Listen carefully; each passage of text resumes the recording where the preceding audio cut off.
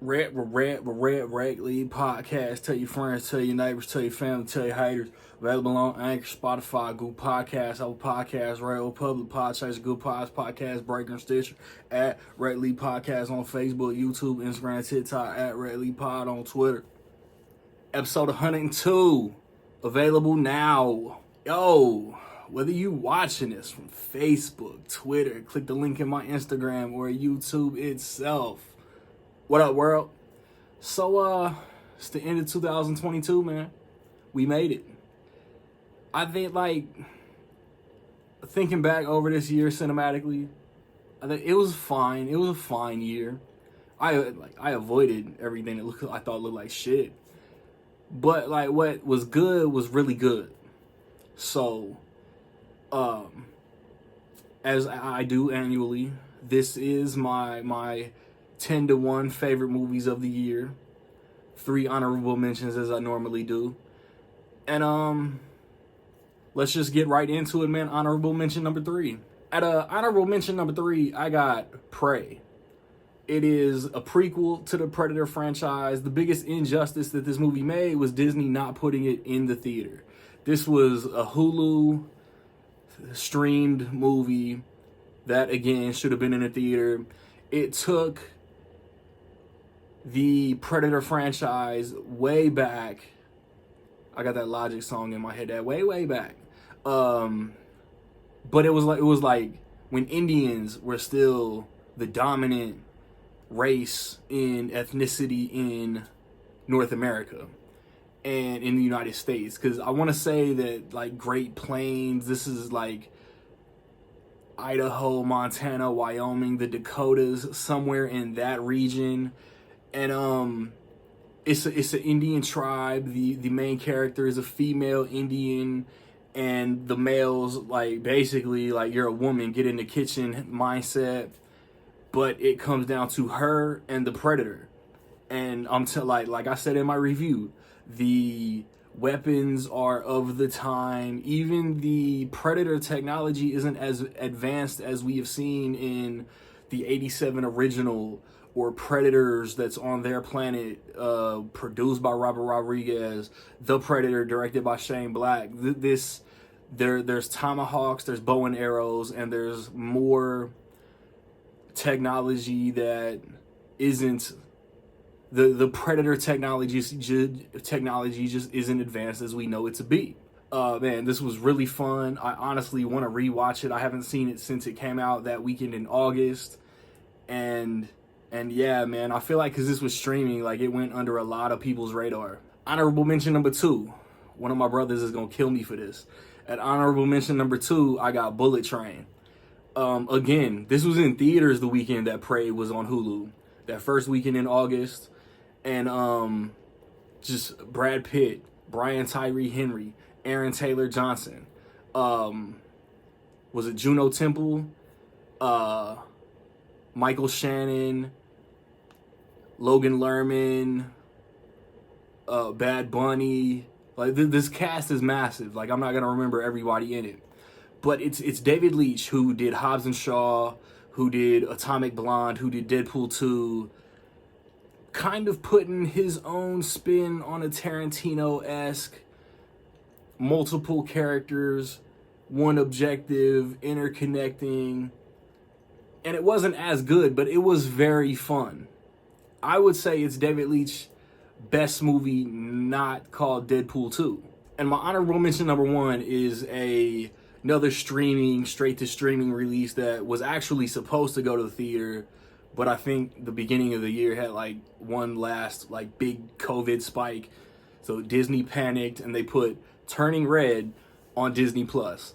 I'm a Pixar nut. I'm an animation nut, honestly. If you guys are loyal to the channel, you know. But you got a girl in the early 2000s, Asian girl, Toronto setting, and she has some family lineage that she wasn't aware of, and it's kind of becoming a woman activated this thing, and she became a big red panda. It's hilarious. This was a lot of fun. Pixar, original Pixar, like again, I love Pixar. So whether it's original, whether it's franchise, I'm excited. But yeah, the story was good. It was emotional. It was funny. It was everything that you expect in a Pixar movie. The official countdown. At number 10, I got The Unbearable Weight of Massive Talent. And this is Nicolas Cage playing an exaggerated version of himself, a fictionalized version of himself. I think with a little bit of realism. Like, he's down on his luck. The movie roles really aren't coming. He gets this offer to do a birthday party for a crime boss, Pedro Pascal. And then the, what was it, CIA? Or was it FBI? I don't really remember.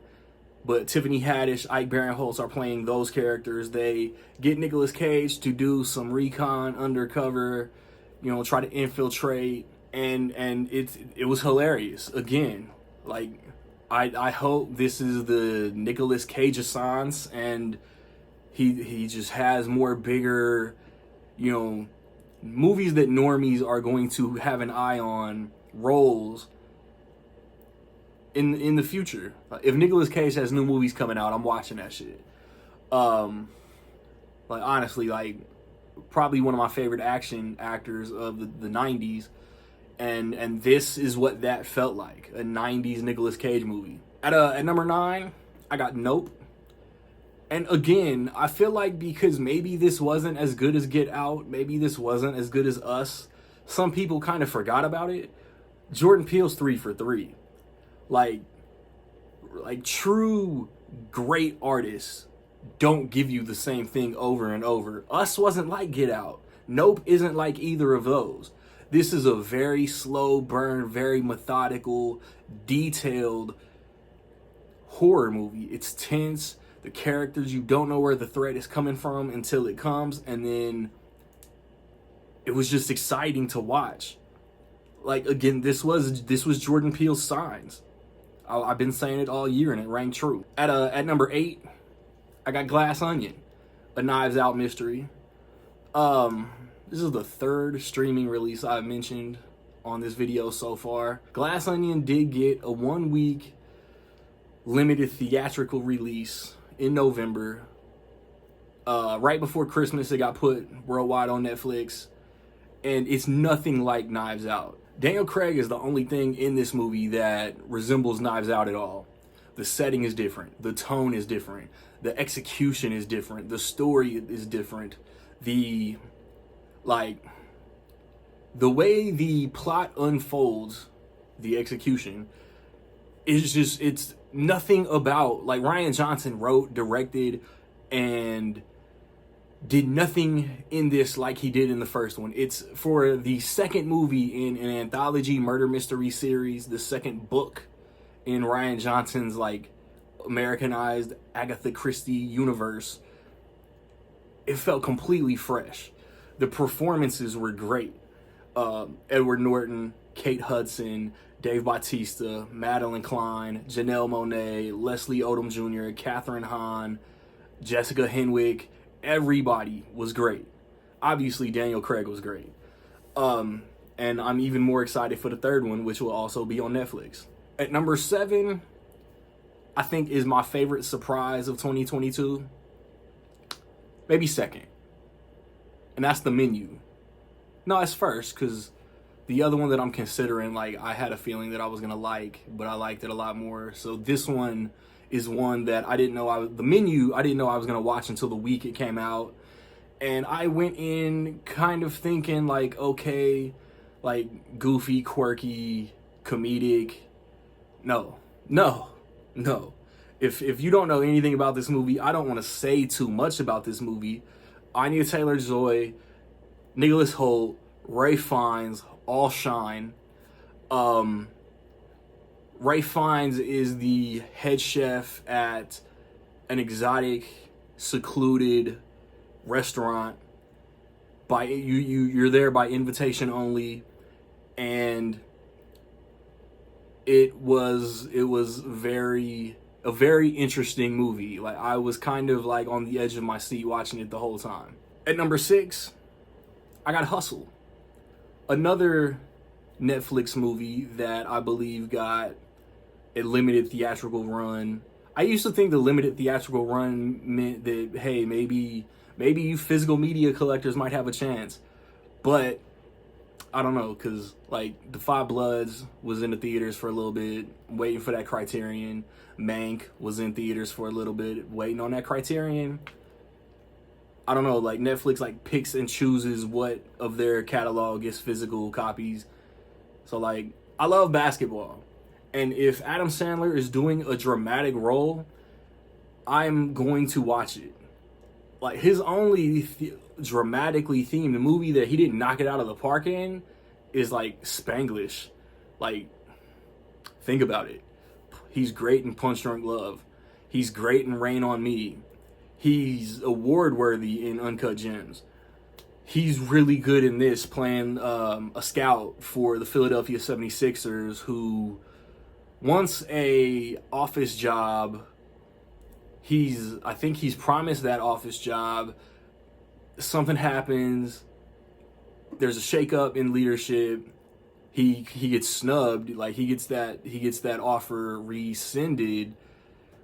But then he finds the next big thing, who's played by, I want to say, Paulo Hernan Gomez. I probably messed up his first name. But an actual NBA player is playing the dude who he discovers, and Anthony Edwards from Minnesota Timberwolves, not from ER, from the Minnesota Timberwolves, kills it. Like they build up this rivalry on the court. Dude catches the yips, has to prove himself, and yeah, like I said, I'm a hoops head, so I love basketball. This might be blasphemous, but this is my all-time favorite Netflix release. At number 5, I got Black Panther: Wakanda Forever. The 30th overall MCU release, and Ryan Coogler's toughest task as a director. I mean, you direct a very tragic true life story. You direct a Rocky spin-off reboot. You direct the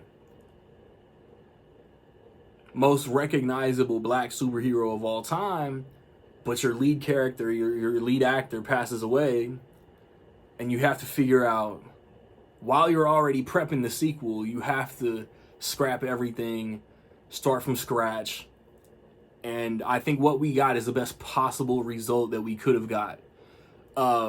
It ran a little long, but I think the performances were some of the best all time in the MCU. Villain was great. Want to see more from his world.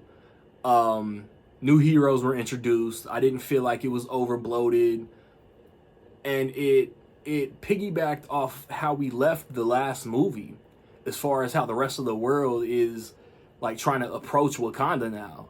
Hey, like y'all are opening your borders or whatever. Y'all owe us. No, like Wakanda doesn't owe y'all shit.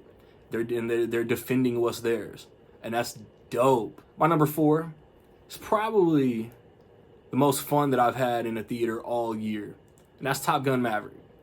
36 years after the original, R.I.P. Tony Scott. Joseph Kosinski steps in after directing Tom Cruise in Oblivion. Tom Cruise steps in. This young cast: Miles Teller, Glenn Powell, Monica Barbaro, Louis Pullman. That they all knock it out of the park. Again, like, this is exciting. The crowd was eating this shit up. Maverick is back. John Hamm plays a straight dick. But yeah, like, this was fun. This was funny. This was tense, exciting. This is a popcorn blockbuster. Tom Cruise, like, the movie star is dying. Tom Cruise is still a movie star. At number 3, a movie that I alluded to earlier, that when it comes to end of year lists, I don't think anybody else is going to mention this movie. But my number 3 is The Bad Guys. The first DreamWorks animated release this year. Sam Rockwell, Aquafina, the rest of the cast like falling out of my Zazie Beetz, the rest of the cast like falling out of my head at the moment. But yeah, it's like all the like fairy tale bad guys are a gang. They rob banks, you know what I'm saying? They steal. They're thieves. They're crooks. They are put in a program to try to get reformed or whatever. And it's just the animation pops. It's like DreamWorks tweaked the look of their movies, and that added to my enjoyment for this one. Like, I really loved The Bad Guys. A movie that I swear I don't understand why people try to trash it. It was said that it is related to this franchise in this way, and I've literally seen people that have this following. I have this following, so my word is important. I don't believe this. I refuse to buy into this. Bro, the studio said. But my number 2 is Lightyear. Lightyear is, I love astronaut movies. I love space movies. I love time travel movies. Lightyear gave me all of that. Chris Evans playing what Pixar literally said is the movie that made Andy a Buzz Lightyear fan. So Chris Evans as the actor portraying the character Buzz Lightyear. Chris Evans is, like, I don't know how to word it. Chris Evans is Buzz Lightyear, but Buzz Lightyear is a character in a movie, which inspired the action figure voiced by Tim Allen. They're technically not the same thing. You see Buzz and his relationship with these other characters and how he has to figure out how to adapt in another setting, and Socks is the best. But yeah, like I loved Lightyear. You get those winks from Toy Story. You get the phrases. You get the. It was everything I wanted in kind of an alternate universe Buzz Lightyear. And my number 1, my favorite movie all year, since like middle October, I had like a list. Like there's like 1, 2, 3, maybe 4 movies that have a chance to be better than this, to drop this to number 2. None of them did it. One of them, The Fabelmans, didn't even come to my theater. So if that's better than what I'm about to tell y'all, then I'll update my list on Letterboxd when I watch it. But my favorite movie of the year is The Batman. I love Dawn of the Planet of the Apes. I love War for the Planet of the Apes, directed by Matt Reeves. When Matt Reeves was announced, I knew this is going to at least be a very good movie. This was an amazing movie. 3-hour runtime, didn't feel it. Robert Pattinson in year 2 as Batman. He doesn't have it all down yet. He's learning. I feel like he doesn't understand the importance of being Bruce Wayne yet. So his sole focus is darkness and cleaning up the city, vengeance, you know, avenging his parents, whatever. Robert Pattinson was very good in this movie. Zoe Kravitz, great as Selena Kyle. Paul Dano knocked it out of the park as the Riddler. Colin Farrell stole the show. His Oswald Cobblepot, I hate to say it, might be my favorite portrayal, period. It's my favorite movie of his.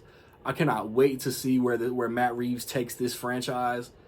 I'm hoping, because this is a Nolan-esque tone, like kind of realistic, kind of grounded in realism. I want to see Matt Reeves take an outlandish villain like Mr. Freeze, Clayface, Poison Ivy, stick them in this universe, and I think it'll be amazing. So, what are some of your movies of 2022, man? Get in the comments, let me know. You want to give me 10, you want to give me 5, you want to give me 3, just 1, it's whatever. I want to see everybody's favorite movie of the year. I just put up my 3 favorite movies of the fourth quarter of 2022. My next couple videos in the next couple days to start 2023 will be my most anticipated list of 2023, my Blu-ray collection update. Next weekend, I'll probably have a Megan review for y'all. So be on the lookout, man. And friends and family on the podcast. 5 favorites, 5 most anticipated. This weekend, dropping 2 episodes, man. Like, subscribe, comment. Find me where you find me, man. Don't know where to find me. Watch these credits. Peace.